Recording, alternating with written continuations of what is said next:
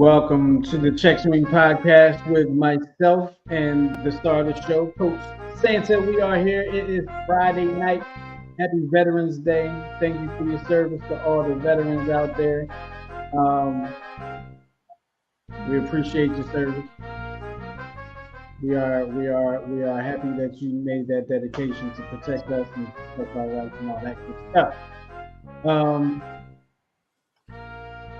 you go ahead, cut the music off. There we go. So we are here, and it is Friday night. And we are live, and um, I have the Sixers game on in front of me. The Philadelphia 76ers. They're playing the Detroit Pistons. First game of the 76ers East in-season tournament. That whole thing the NBA is doing, and the Sixers right now up with 10 minutes left in the game. They are up 90-79, and which is good. It's fourth quarter, and they weren't looking good earlier in the game, so I'm excited about that. Hoping they win the game because I love my Sixers. All right. Anyway, I like to start off the show by asking my people how they been. I didn't do that obviously, but Miguel, how you been? Coach Sanders, I, how you been? I've been well, still dealing with some adulting, things, especially the past couple weeks. Adulting sucks, man, sometimes, but What were gotta we do it. thinking when we were kids, right? Yeah, man. Man, Uh, you know, getting through, working through, pressing through. So all is well. I can dig it, man. I can dig it. I can dig it. Um, Very interesting show today. We got a few things that we're going to talk about, things we're going to bring to your attention. I just mentioned the Sixers playing in their first in-season tournament right now, and the Sixers right now they're on a roll. Um, I'll talk about a little bit of what I think about them. I talked to them a little bit about it last week, and just add to it some more. Um, Free agency in the Major League Baseball, excuse me, Major League Baseball free agency uh, will be probably hot and heavy. Some big names out there, Miguel. Big names out there in free agency. Um, Phillies looking to go after some people, quite possibly, and some Phillies are going to end up in the free agent pool. But um, that's another thing we're going to talk about. And I'm trying to think. The Eagles, yes, the Eagles. They're on a bye week. Miguel, I've never in my life been excited about a bye week. Never. I'm like excited Especially, about a bye week. especially the last minute of that game when everybody kept coming up, like pulling something, my neck, my back, my neck, and my back. How about it? It was like, okay, you're hurt on this play. All right. You're hurt now on the very next play. All right. How we gonna finish this game out? How we gonna end it? How we gonna finish with a W? They figured it out. We ain't have to worry about it too much. But it was hard to watch at times. It felt like they were trying to figure out ways to um, give up that game. That's what it looked like. They like, how can we lose this game? But it didn't happen. Thank you, Eagles. Keep it pushing, get your rest on in your bye week. Speaking of which, I don't know if this has gone viral or not, but Jason Kelsey, I think, was like at a hot dog shop in Chicago. Like like Jason Kelsey is like the most not random, but the most regular like famous football player ever. Like you just go to and on top of that, he had on like this real skin tight T-shirt. He had on a regular T-shirt, but he had another T-shirt on top. It was like skin tight T-shirt. I don't know if the shirt was like for um like if it was for that shot. You know what I'm saying? And he was taking a picture for them. I don't know. I don't know what the significance was of the shirt. It could have just been a shirt he put on. I don't know, but shout out to Jason Kelsey, man. One of the fan favorite Eagles. Probably one of the most fan favorite. You got Doc, who's a fan favorite. Jason Kelsey, fan favorite. Um, Give me another fan favorite. Reggie White was a fan favorite. Reggie White, Jerome Brown, Andre Brown. Waters. Um, Well, that whole defense, Lito Shepherd, yeah. that whole defense. But not when I say fan for, I mean like beloved, like how Dawkins is beloved by the fans. Yeah, Jason Reggie. Kelsey beloved by the fans. Would you say Randall Cunningham was beloved? Yes, but in a different way. Um, because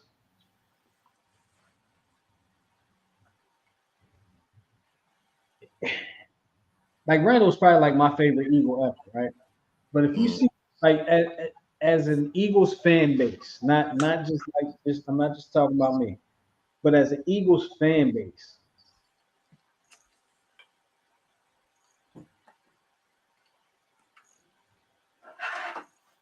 you Jason Kelsey, Brian Dawkins, Randall Cunningham walk into a room together.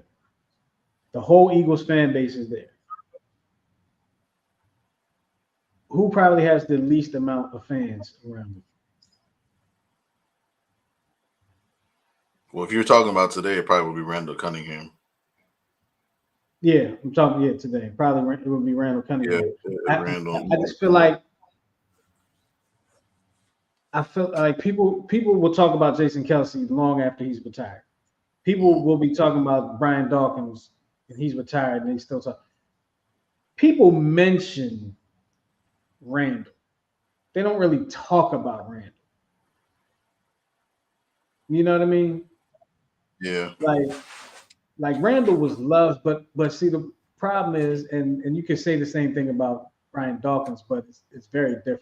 Thing is, Randall was a quarterback that didn't win. You know what I mean? Brian Dawkins didn't win the championship. He didn't win a ring. He didn't win the Super Bowl. But he was on teams that won, that got to Super Bowls, that got through the playoffs. Like Randall's yeah. record in the playoffs wasn't good as an Eagle. I think when you look at Randall or even Reggie White, it's always like the could have been, what could have been. You know what I mean?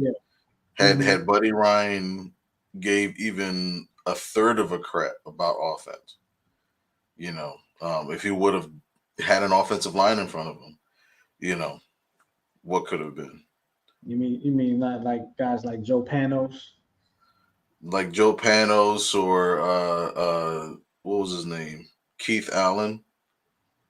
Yo, you know what? I don't even remember the Eagles offensive line. I just remember Joe Panos because his name would come up in the video game sometime. And I always remember Bernard Williams because he always failed the drug test every other year. um, well, I guess we kind of digressed, but that was Yeah, good conversation. That's what we do, it's conversation. yeah.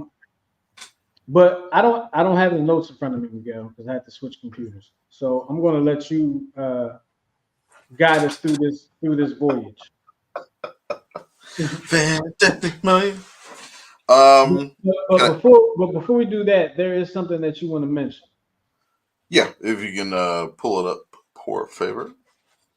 Um, for those watching tonight, I've been posting this in my social media as well.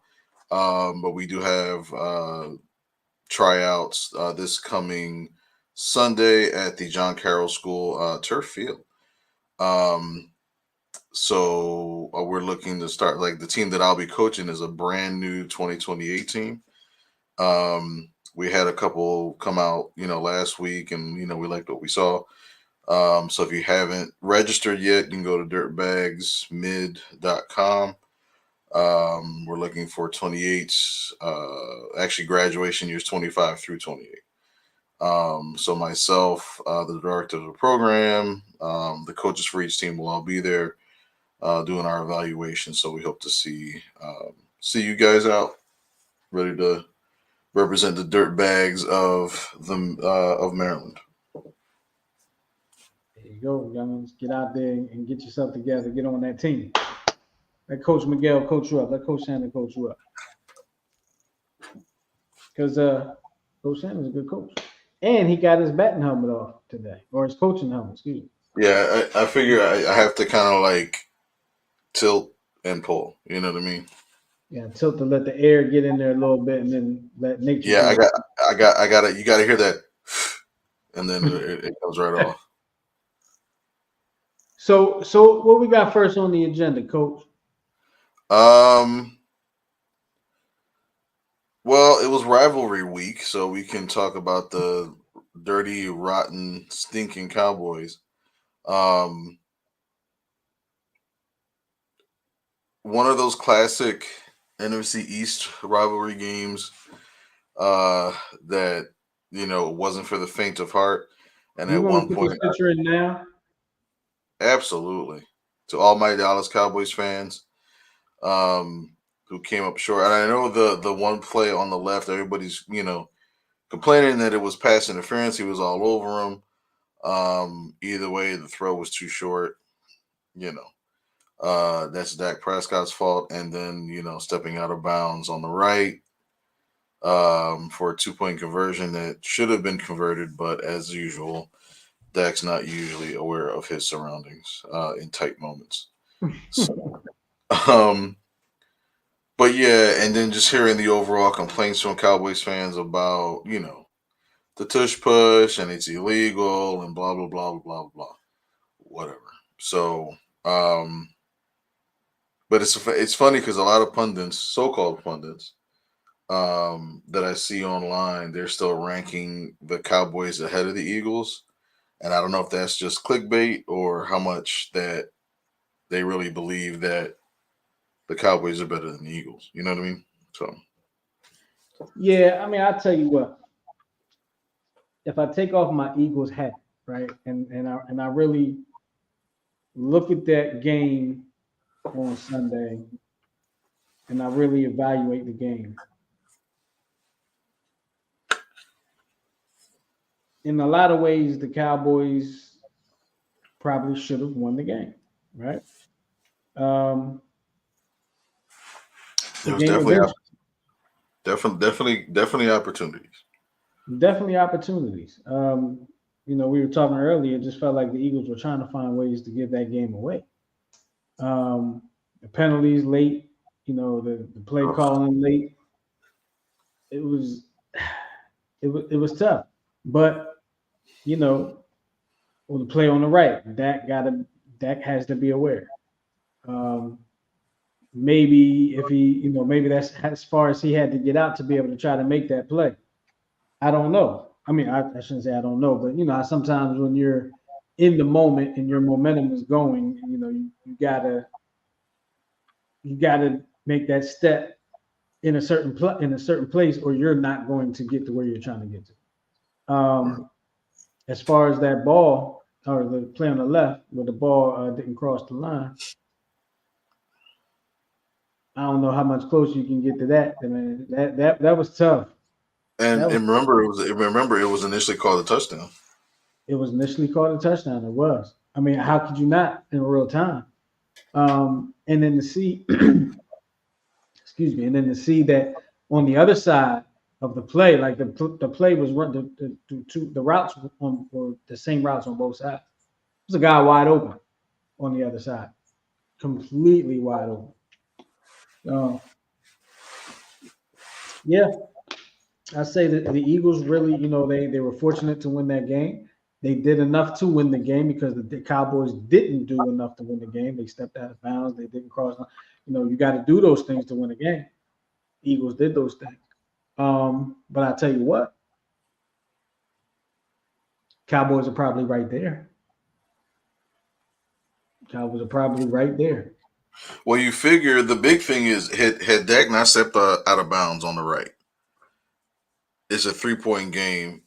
And remember when they were driving at the ends, they had to score a touchdown because they were down 5, but Right, right. they kicked the field goal. We're tied. We're going into overtime, and God knows what happens after that. So Hmm. it's still a game of execution, and it just seems like over the last and I'm never taking my Eagles head off because I'm an Eagles fan.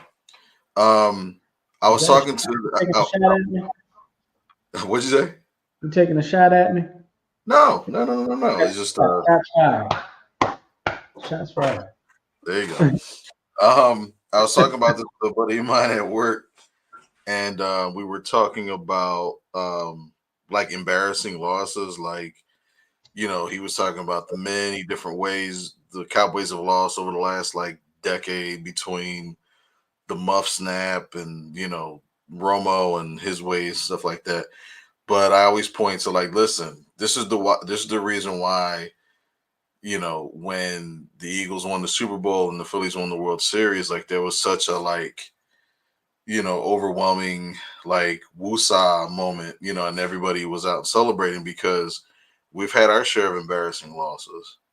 Yeah. Um, and some of them have historical, names to them. Like I always think about it was the Eagles versus the Redskins in the playoffs some 30 years ago, and the game was called the Mush Rush because all they did was they just kept delaying the blitz on Randall Cunningham, and he just couldn't throw, because he didn't have an offensive line, so they lost to them in a wild card game.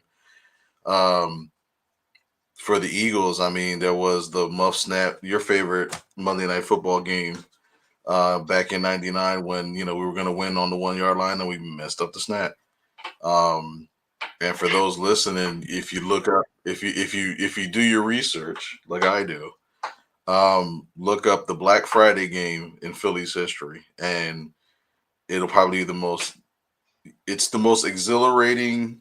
I would compare that game to when the Eagles were playing Tampa Bay in the NFC Championship, and in what was it, '04? Remember opening kick, Brian Mitchell takes it down, returns it, almost scores a touchdown, returns it back to like the 20-yard line. 2 plays later, Deuce Staley scores. Oh my God, we're going to the Super Bowl. It's the last game ever at the Vet, and it was just a slow death. I would compare that.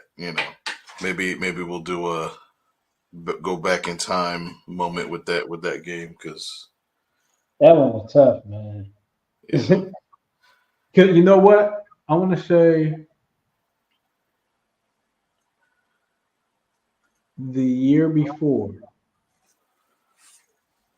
because we played Tampa Bay the year before too, didn't we? Yeah, Yeah, but that was the wild card game. No, that yes. was 2000. That's 2000 was the wild card game on New Year's Eve, and we blew them out because I always remember the little dump pass. Was it the I Charlie? was I was at that game. Oh, That's the were you? game. That's the game I was working. I was on the field on that game. Dang, that's crazy. I was on the field for that game. Yeah, funny story. I was working security. Nice. My boy's uncle used to work security for the Eagles for years. He was working security, and he got us a job down there that day. For that game. I'm on the field. I'm near the end zone, and I'm on the Tampa Bay sideline, I believe. But I'm near the end zone. I'm near the crowd. We're not supposed to look at the game. We're only supposed to look in the crowd, right? Well, I'm out there. I'm on the field, dog. I'm gonna look at the game, right? I'm going to look at the game. Don't you I literally turned around and looked at the game? Don't you know somebody came on the field and right where I was at, and I didn't see him? Is it on video? No, no, it's nothing like major that happened. But in my defense, this dude was on the field pregame. Now maybe he jumped, maybe he hopped over the fence or whatever at some day, but he was on the field pregame, and I saw him, and we saw each other. Mhm. So when I saw him on the field when he came on the field during the game, it wasn't on the playing field. He was just on the sideline. Since Was I it on that? Because I remember the Vet was it? It was like the side where there was like bleachers that kind of take you up to like right before you actually get into what is that, the 200 section at the Vet? Yeah, yeah, I think yeah, yep, Because those were yeah. horrible seats. Because I remember we lucked out one year, and I think it was one season up when it was Eagles and Giants. And I remember because we lost that game because I think Plaxico got like 3 touchdowns on us in the fourth quarter. But I just remember how horrible those bleacher seats were. Yeah, yeah.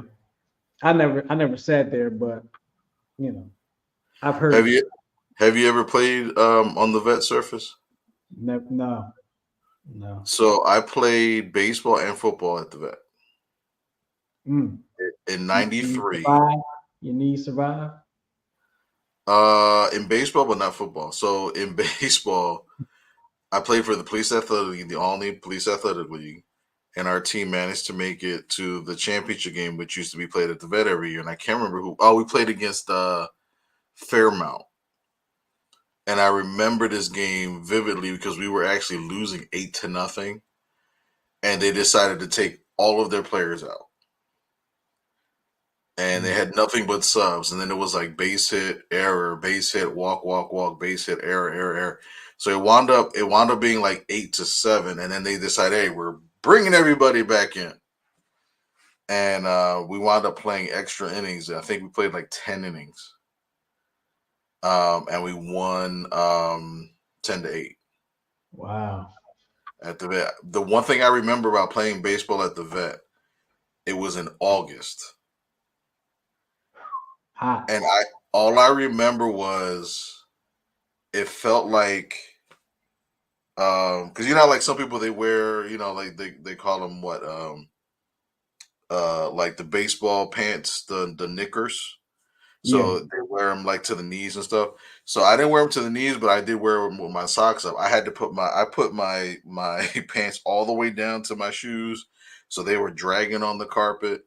Um, I just remember how just how it felt like we were playing like on the surface of the sun. Mm. Absolutely. So whatever the temperature was, you usually add like 45 degrees to it. So 2 years later, I wound up playing CYO football. I played for Incarnation of Our Lord in St. Helena's. We were the Woo, Wild. I know that was when y'all 1, 2, 3. Who Yeah. are we? Same nations of the Lord. The Wildcats. Yeah. Um, but I remember we played St. Clemens, and they had this dude. This dude was huge. He was like the refrigerator Perry. Okay, slightly shorter, but a lot wider. Um, and I remember we were at like the 45-yard line, and that was where one of the cutouts was. And literally, so you know how you have a flat, surface. I put my hand down because I was the left guard. And I remember one of my feet. Here we go. So my left foot was on the third base cover. So literally, I was standing like this Oh, because the divot was about 4 inches difference in the divot. 4. Wow. 3 to 4 inches. It was noticeable. It's not like, a little bump. It was like this. It was literally like a step, almost like a quarter of a step. So it was rough playing there. And I remember like three of our guys, like they slid on it. They had like the white meat, they were bloody. It was nasty. Plus, and we played that game in December. So it was about a good 30-40 degrees. No, it was about 30 degrees. But Jeez. the good news is we won both games. I know it felt good. I know it felt good. Hitting that AstroTurf at the vet. I know that felt great. Yeah, I'll say it was an overrated experience. I think it was just with the baseball thing, it was just amazing. Like, oh my god, I played where Mike Schmidt played, and that's where Pete Rose made a diving catch at first base, and Gary Maddox, was in center field, and this is where everybody was trying to at that time because it was 93, 94. Everybody was trying to find out if they could find the globs of Chew from Lenny Dykstra because you remember he always had the big glob of Chew. So Uh people were looking in the outfield. They're like, "Oh, Lenny Dykstra spit here." huh. Kids are Um, stupid. Somebody's gonna take that clip and like crush me one day because I said kids are stupid. But it was in reference to kids being dumb about sports. saying Right. stuff. Let me Dexter spit right here. This is where I am. Right. Um, doggone it. I can't remember now. Uh-oh. Lost my train of thought. I was about to. There was You something lose I your wanted train. to tell you before you started your story, and then it came to me back. It came back to me real quick, and then I lost it that fast. We need to have a promotion for ginkgo biloba Yeah, I know, right? and Get, ginseng. get one of them companies to call us. Um, but let me go ahead and take the crying Michael Jordan down. You shouldn't be disrespecting Michael Jordan like that. Putting him in a Cowboys uniform. Disrespect the great Michael Jordan like that. Michael Jordan's going to come and slap somebody one day doing that, putting him in a Cowboys uniform. Good Mm, Lord. That's so disrespectful. So sorry. disrespectful. What else we got, Miguel? I know what I know. Not what I was going to say, but are the Eagles the best team in the NFL? Oh, they're hard to watch. I mean, 8-1 is an impressive record. Here's the thing. They yes, because they get the job done, right? But it's one of those things like, man, they could be better. They could be a hell of a lot better, which is the scary part. Yeah, that is the scary, but they could be way better than what we've seen. Do you think like so? Follow up question to that question I just asked you: are the Eagles the best in the league? If they're not the best in the league, then who is? Mm. Um, I mean, I guess the default is always the Chiefs because of you know Yeah, and Kelsey. they've been winning, but they've been having some struggles too. And then Baltimore has been looking really good. Here's my scare. Here's the scary thing about Richard Wade said football yes, right the now. Eagles Is are the best. yes. One of my colleagues on Instagram Live. She's not a sports fan. She said sports blah. So You might be in the wrong live, Miss Ma'am. Miss Ma'am. at Um, this particular moment. right. So um, what was I saying? I was saying if the Eagles aren't the best, then who is? Oh, that's so the scary thing about this season is it me or is there just an inundation of injuries? There are Like a just lot there are a a lot of lot. injuries. I heard a stat where there's been like 65 different starting quarterbacks this season alone. Right, and we're barely halfway through. I, I find it hard to believe that there's been 65. I mean, that's what they said, but that there's been 65. Ardot said the Baltimore Ravens are the best team in the NFL. I don't totally disagree. It's hard, but But even all right, take the Ravens for you have to see Lamar Jackson have some success in the playoffs. I mean, but the playoffs don't count for right now. We're saying right now is the best team in the NFL. Playoffs don't right, matter, but we need to see Lamar have some success. but even with the Ravens, they lost their number one running back to a torn ACL beginning of the year. Cleveland lost their number one runner. And it seems to me, it seems like just been the run. It's not just, but it's been a lot of running backs, a lot of offensive players. I'll say it just seems like an inundation of, and it's all leg injuries, all ACLs, MCLs, Achilles popping.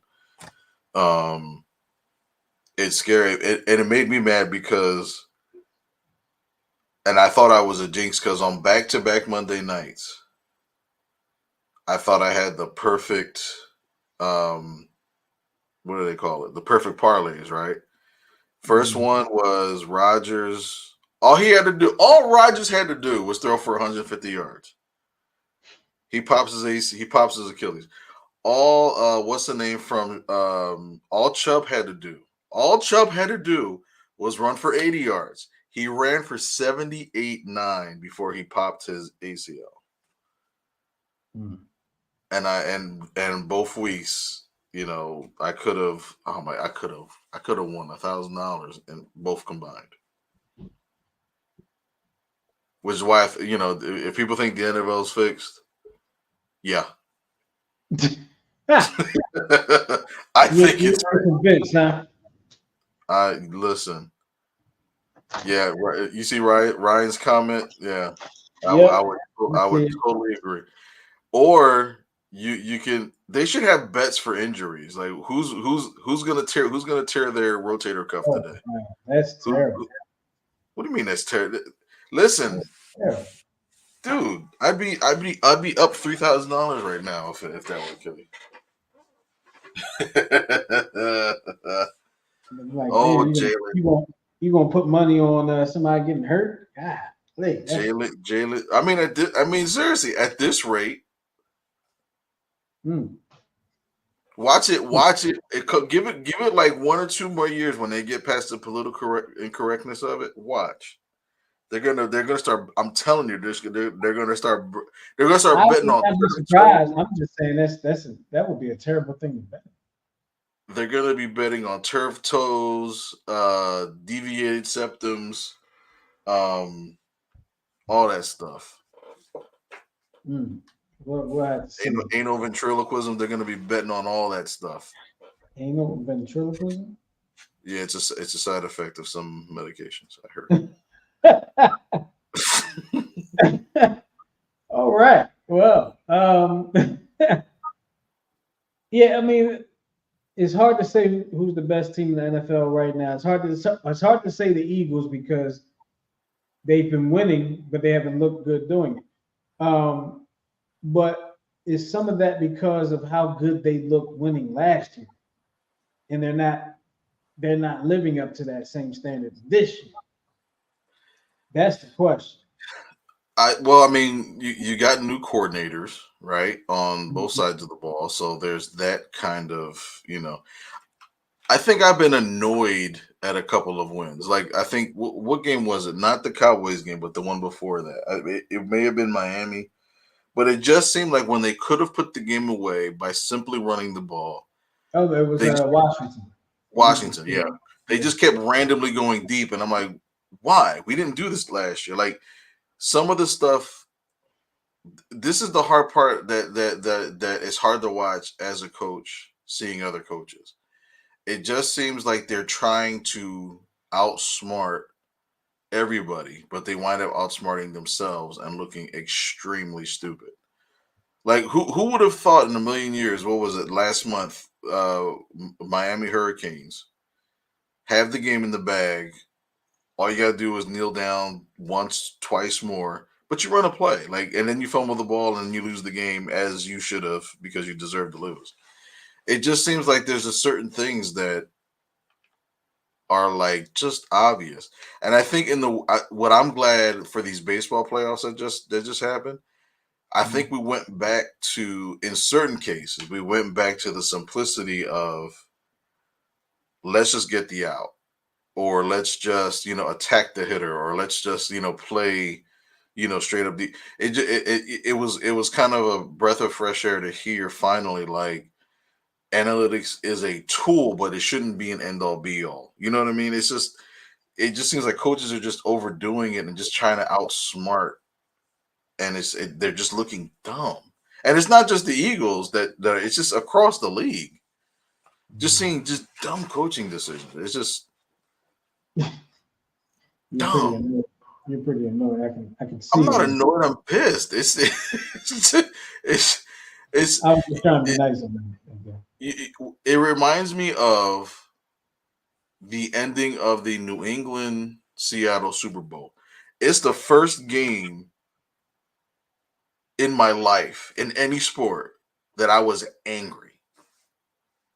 Not because of who won or who lost. I mean, I wanted to see Brady lose, but it was the how. Like, you didn't have to do it. You're on the half. You're on the one. You're on the half-yard line with the greatest running back on the earth. So what if everybody knew he was going to run it? He was going to score. You know. I wonder. I often wonder if like Pete Carroll thinks about that. Like I should have ran the ball. Why didn't I run the ball? Like in front of people, he's going to be like, "Well, yeah, you know, I felt we had the advantage here, and blah blah blah." I wonder if he's at home like I should have gave the ball to Marshall Lynch. Well, and remember too, they were going through a contract dispute, so there was rumors that the reason why he did want to give him the ball because he didn't want to give him that extra leverage in contract negotiations. Which, if that's the case, is dumb on the whole city of Seattle or the whole organization of the Seahawks and Pete Carroll. But that's why you can't play with stuff like that. It's just because they haven't been back to the Super Bowl since. It's never a guarantee. It's never just. I mean, look at Aaron Rodgers. He's still. Only reason why he's playing now is he's trying to get his next Super Bowl. Mm-hmm. You know what I mean? Because that was what, almost 13, 12 or 13 years ago that, he won that Super Bowl. And it's like, he's not. Yeah. Wow. Yeah. I guess we're about. And that was his only, because and that's the surprising part. Everybody's like, oh, Aaron Rodgers is one of the greats of all time. Only been to one Super Bowl.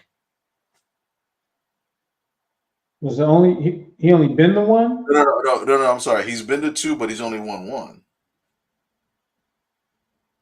What does it say? What does it say? That's a Facebook comment. So Richard Wade says, "What does it take a convincing win for the Eagles over Kansas City on Monday night to be even considered the best team in the NFL?" I think if that were to happen, I don't think there's any way anybody could not say that they're not the best team in the NFL if they went over the Chiefs convincingly. Yeah, I think if it's a convincing win, absolutely. Then but I don't know. When I think about I was playing the Chiefs because I don't see that happening. But yeah, if they win convincingly, I think there's no doubt the Eagles would be. And same thing the other way. If the Chiefs beat us convincingly, then yeah, they're still the best. Because my whole thing is like, all right, well, who's the best? For me, it's always all right. Whoever won the championship last year, you got to knock them out. Stealing a concept from the great Ric Flair. In order to beat a man, you got to beat the man. So, yeah. I have a question for you and everyone that's within the earshot of us right now. This weekend, you have the Browns versus the Ravens, right? On my fantasy team, I have the defenses of the Browns and the Ravens. Who should I play? I'm thinking I gotta play the Ravens, right? mm-hmm. Even though the last few weeks the Browns defense got more points from me than the Ravens defense.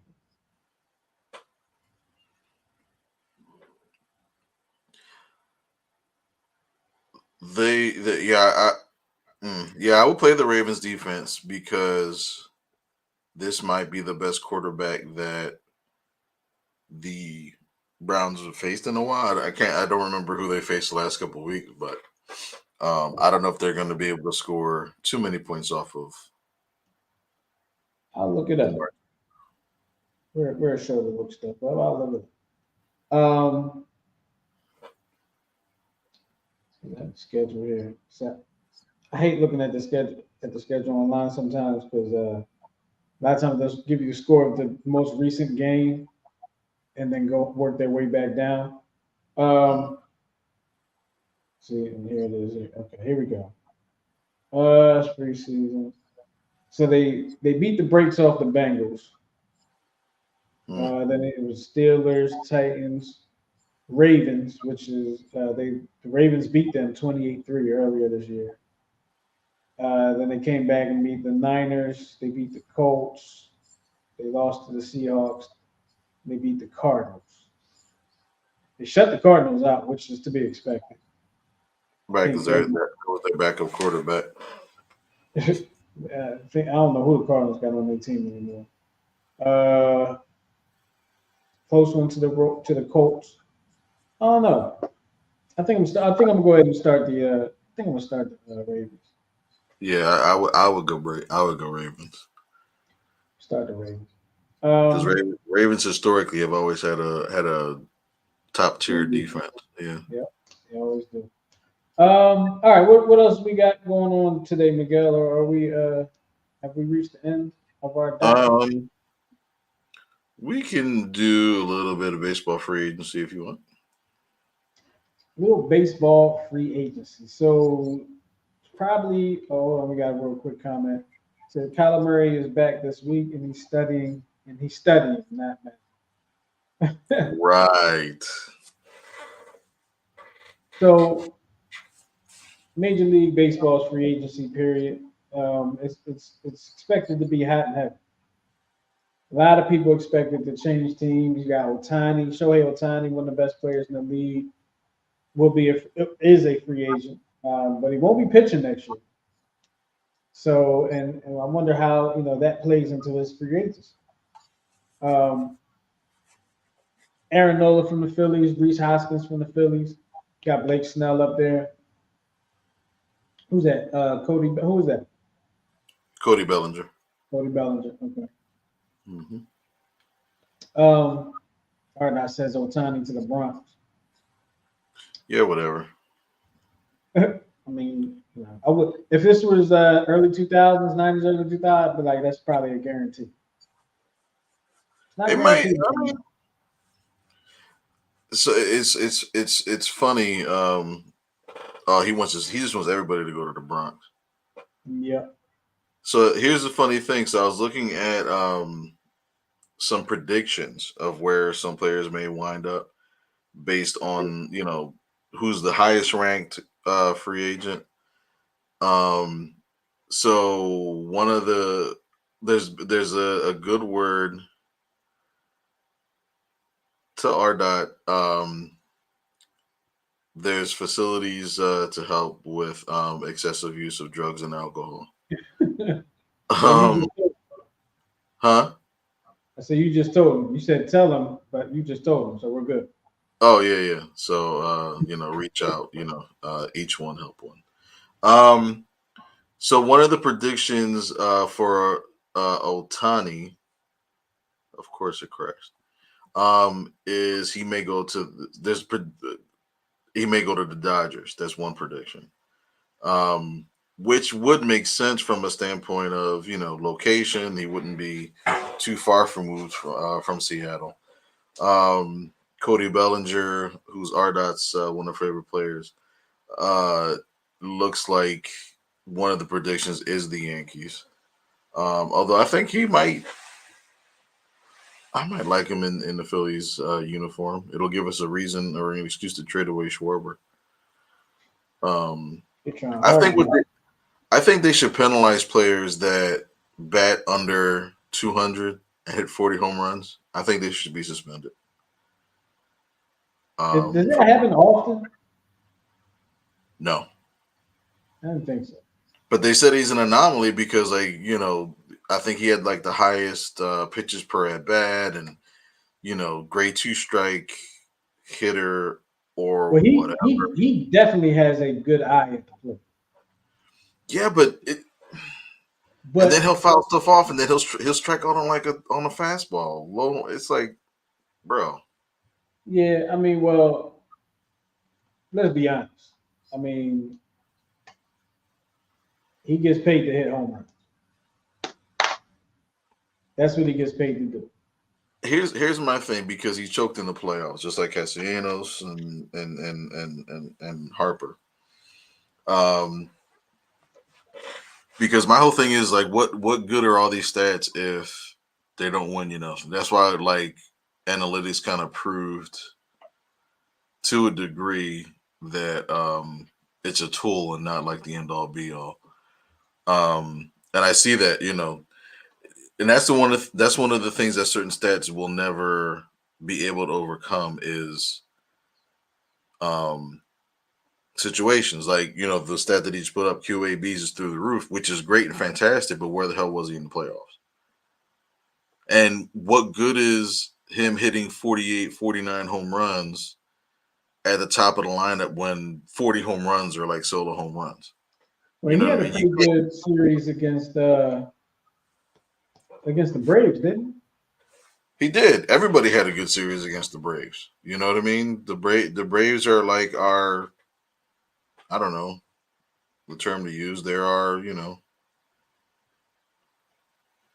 our Yeah. side drum. You know what I mean? Like they're not relevant. Um, but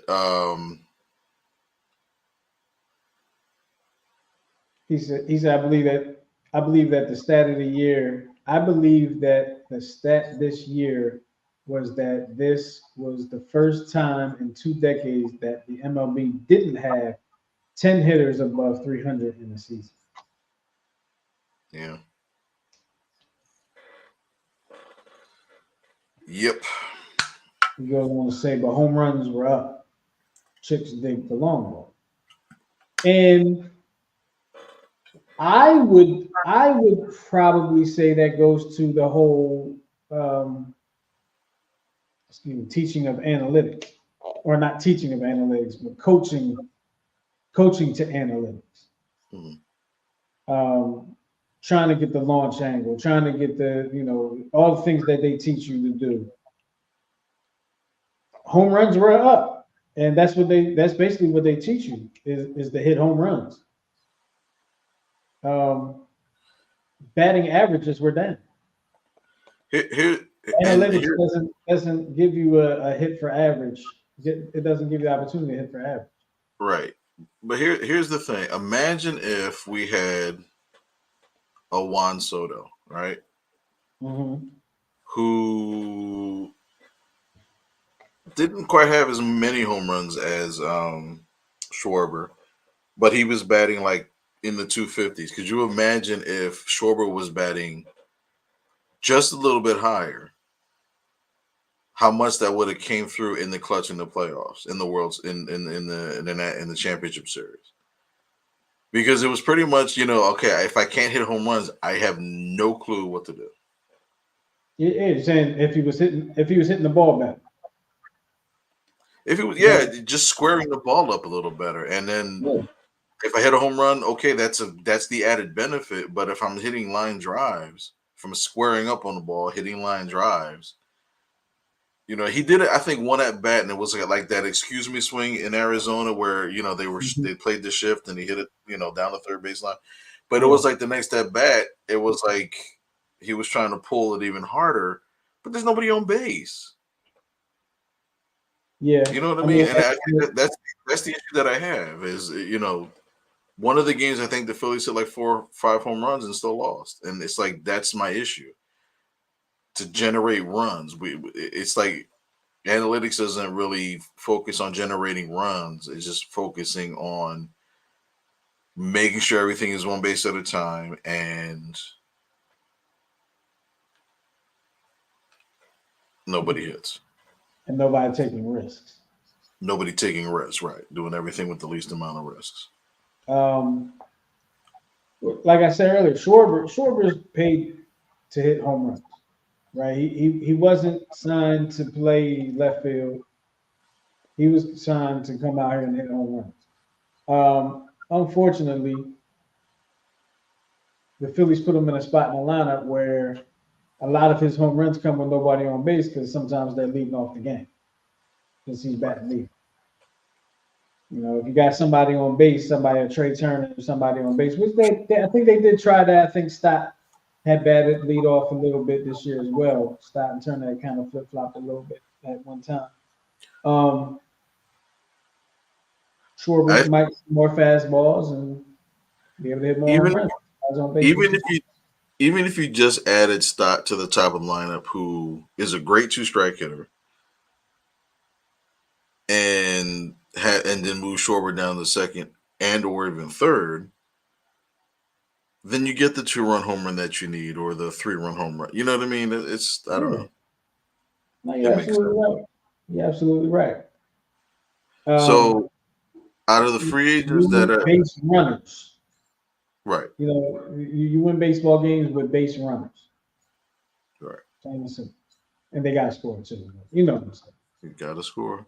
Would you keep Nola or Hoskins? saying. Yeah, we talked about this a little last week. So I,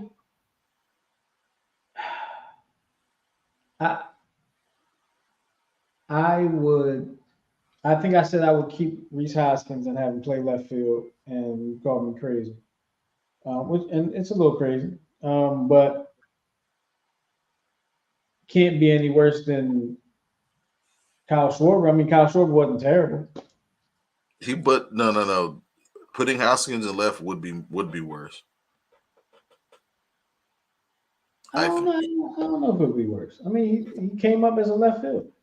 Yeah, but it was bad when he was in left field. That's why he moved to first base, and first base was even worse.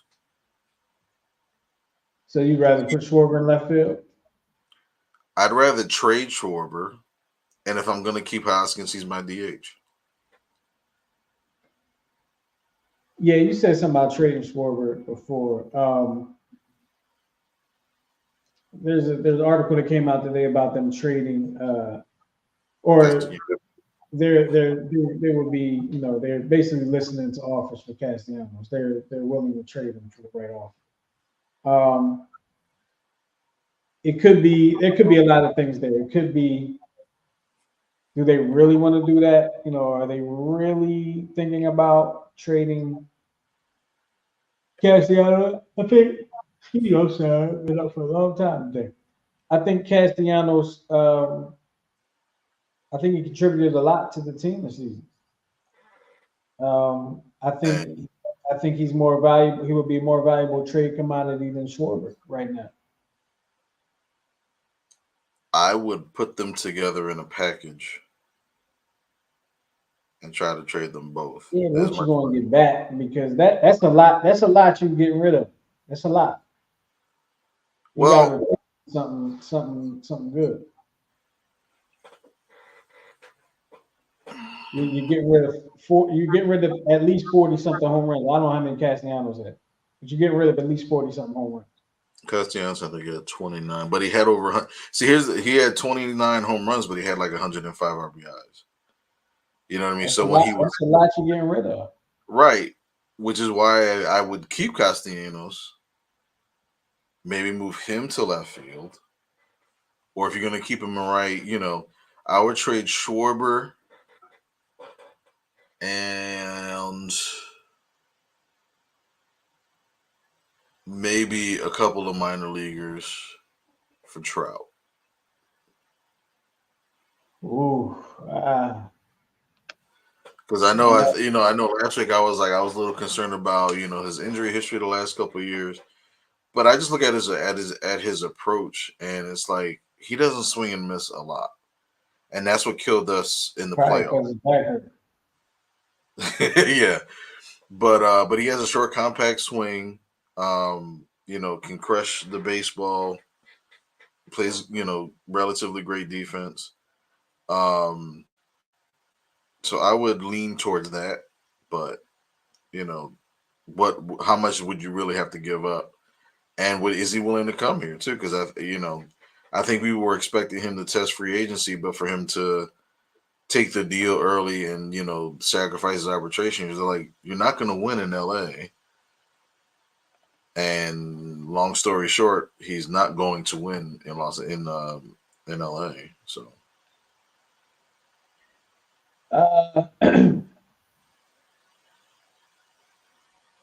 Uh, I, I think I think Schwarber and a bunch of minor leaguers might get him here. That's a lot that you not a lot. I'm sorry, excuse me. That's I don't know if it'd be worth what you're getting back. Only because I'm not, and it sounds crazy that I'm talking about Mike Trout in that way. He's older. He's approaching older. He is um, injured,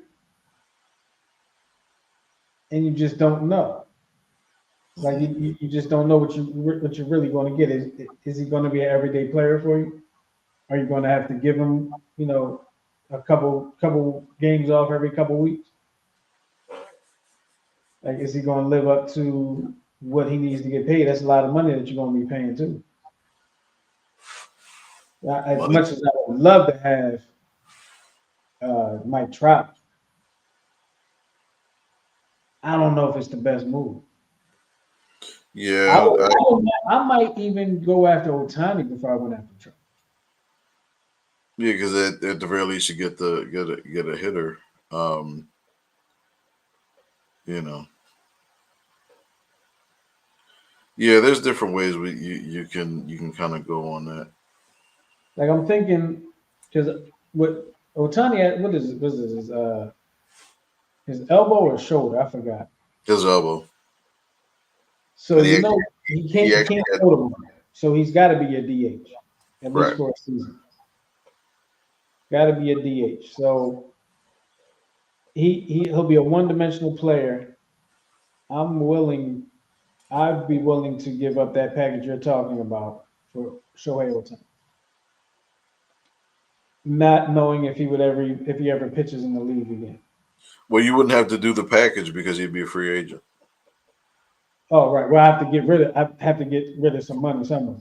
Mhm. So So my fondness for switch hitters, especially one that's under contract. Because we in Baltimore, there's a right fielder named Anthony Santander. mhm. He kind of came up clutch, represented Venezuela in the WBC. So he'd be a person I'd probably attempt to trade for. speaking of Baltimore, there's a lot of talk up here about the Orioles going after Aaron Nola pretty heavy.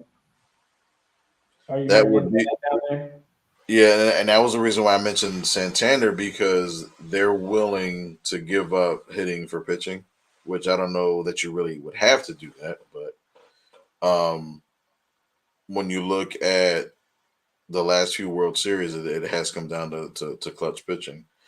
Um, but I wouldn't mind letting Nola walk. Um, just because of what I've seen from him in really diehard clutch situations where we really needed him, and he kind of came up small. So, um, but yeah, I mean, maybe I'll get to see Nola and Castellanos in Baltimore, which would be really odd. But Well, personally, I hope we don't get to see Nick Castellanos in Baltimore unless he's wearing a Phillies jersey. No offense to you, I know you're a Philly fan, but I hope we don't get a chance to see him. Aaron Nola. Would I let? I think the question was asked earlier. Would I let Aaron Nola walk? I would let Aaron Nola walk. I mean, he what reports are saying he wants 200 million. yeah, they said the Phillies and Aaron Nola are like 50 million off or 20 million a year off. So, Yeah, I was. but Go ahead. no, I was saying I think you can get a couple of pitchers to kind of take his play, like because it just seemed like we were a couple pitchers short, in this playoff. You can get Rodriguez from Detroit because he's a free agent and he's not terribly old. You can shore up the bullpen. Not a great fan because of some comments that he made, but you can get a Josh Hader, who was a closer for San Diego. There's some international pitchers that could be available. What's his name? Yoshinobu Yamamoto. Um, he's going to be available from Japan. Had a really low ERA. Throws in the upper 90s. I believe he played for was it Kodai Senga? But yeah, there's options. There's the pitcher market isn't too bad. So I think we can get a couple pitchers in replacement of Nolan. Phillies, and I've been saying the last few years, Phillies need pitching badly. Mm-hmm. Nola to me is a very good number three. He is a okay number two in today's game. Um, Wheeler, if we're talking as Wheeler's your number one. Um, Now, this just crossed my mind. We all know Wheeler's the better pitcher. Everybody knows Wheeler's the better pitcher of the two, right? But they Mm-hmm. keep having Nola pitch on opening day. Do you think that was like a butter up tactic by the Phillies having him pitch on opening day? Maybe maybe he'll like us a little. When, Give us a little when bit it of the comes pitch. to when it comes to rotations in the regular season, I don't know that really matters much because when it comes to the postseason, they usually switch it anyway because I believe Wheeler pitched the opening game of every series, Yeah, he did. uh, He did. with the exception there was one round he didn't. But regular season, the regular season's so long, it's not relevant. So I don't know that they did it to butter him. I, I'm just talking about. I'm talking about opening day.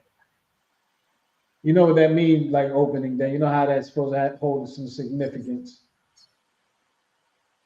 Your Yeah, your ace pitches on opening day. They were technically trying to say that Nola was their ace like the last three seasons. yeah. I I think when it comes to opening day, it's like Or, or let's play the other side. The Phillies used it as a tactic, knowing that mhm. Nola's not ace material. They put him out there opening day, call him the ace. He doesn't put up ace numbers, and now you don't have to try to. Now you don't have to pay him as much. Yeah, probably. Maybe I think too deviously. I don't know, but yeah, probably. All right. Is it time for us to get out of here? Where we going to next? Um, you want to do the big dummy of the week? Oh yes, please. Let's do the big dummy. Who's the big dummy, Miguel? The big dummy of the week is yours truly, Mister Dacus Cornelius Prescott. Actually, his name is Rain Dakota Prescott. I think that's worse. But That's why I thank you, put it. but thank you for making that official. Rain is a girl's name. All right, well that explains a lot. Um, you know what it is. You know what the funny thing about with Dak Prescott? I was like, I want to like him. I think if he played on any other team, I would be a fan. But just it's like he's got these Romo isms to his play that just come up short, like that play right there, and the last 8 seconds against San Francisco a couple years in the playoffs, and it's like when it gets really really tight, unless it's a blowout, it just doesn't seem like he can get it together. You know what I mean? So, but this has to be the bonehead play of the week. This is what cost them the game, or at least the opportunity to win the game.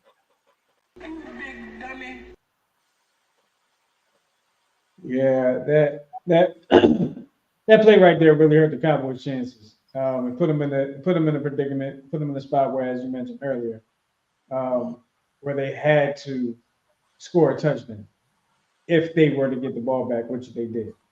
Um, they had to score a touchdown. So, oh well.